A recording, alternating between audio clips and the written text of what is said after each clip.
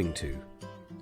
We use going to talk about plans and intentions and predictions or conclusions. Listen to the conversation next. Can you notice how the two men use going to? Try to write down what you can remember. So, Mr. Brown, what are the plans for next month? Well, first of all, we are going to meet with marketing to discuss a new project. And, the week after, you are going to fly to New York for a conference. Great. Am I going to stay in a nice hotel? Yes. But, you aren't going to stay for long. It's going to be a short trip. That's okay. I think I'm going to buy a new suit for that trip. Good idea, Mr. Smith. So, did you hear going to in the conversation?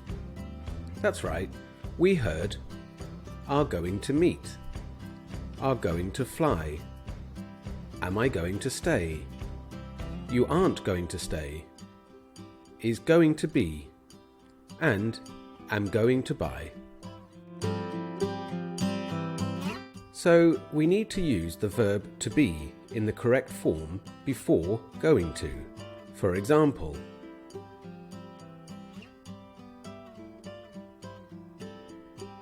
to make the negative form, add not. For example,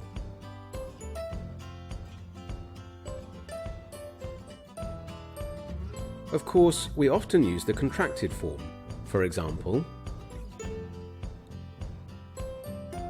to make a question, we put the verb to be before the subject and going to. For example,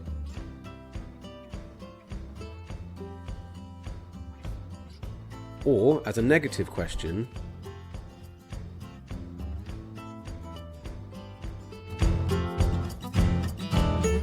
so, now that we have looked at how to use going to talk about future time, let's practice.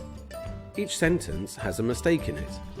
Pause the video and try to correct the mistakes in each sentence. When you are ready, play the video again and check your answers. Okay, let's check your answers. How many did you get correct?